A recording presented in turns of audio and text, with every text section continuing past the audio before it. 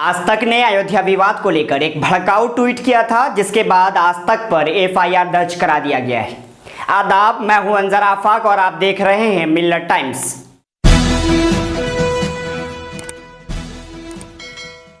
Activist Saket Gokhale ने सांप्रदायिक नफरत फैलाने के मामले में न्यूज चैनल आज तक के खिलाफ एक एफआईआर दर्ज कराई है।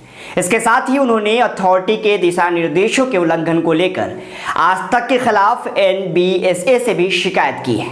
इस बात की जानकारी गोखले ने ट्विटर के जरिए दी। उन्होंने चैनल के खिलाफ दर्ज कराई गई एफआईआर का नंबर भी ट्विटर पर शेयर किया।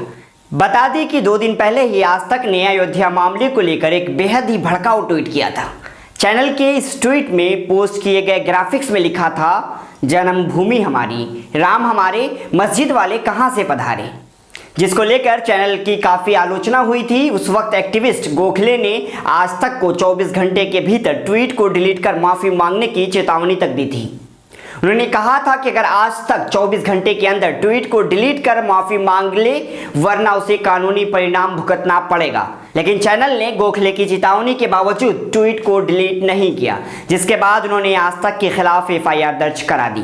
गौरतलब है कि सुप्रीम कोर्ट में 40 दिनों तक चली अयोध्या मामले की सुनवाई बुधवार को पूरी हो गई थी, जिसके बाद कई चैनलों ने इस मामले को लेकर बेहद ही भड़काऊ चर्चा शुरू कर दी थी। चैनलों के इसी रवैये को ध्यान में रखते हुए न्यूज़ ब्रॉडकास्टिंग स्टैंडर्ड अथॉरिटी ने चैनल को एहतियात बरतने की सलाह दी थी। NBSA ने इस संबंध में बुधवार को सभी न्यूज़ चैनलों को एडवाइजरी भी जारी की थी। 2 पन्नों की एडवाइजरी में कहा गया है कि इस मामले में सुप्रीम कोर्ट द्वारा फैसला सुनाने से पहले ऐसी कोई भी ब्रॉडकास्टिंग नहीं होनी चाहिए जिससे मौजूदा कार्रवाई को लेकर किसी तरह की अटकलें जारी हो। लेकिन आज तक ने एडवाइजरी का पालन नहीं किया, जिसको लेकर गोखले ने NBSA से चैनल के खिलाफ शिकायत की है। वहीं आज तक के खिलाफ भी एफआईआर दर्ज करा दिया है। मिलेट टाइम्स की वीडियोस देखने के लिए यहाँ क्लिक करके सब्सक्राइब करें और हाँ, बेल आइकन जरूर दबाएं। अगर फेसबुक पर देख रहे हैं तो पेज लाइक करें।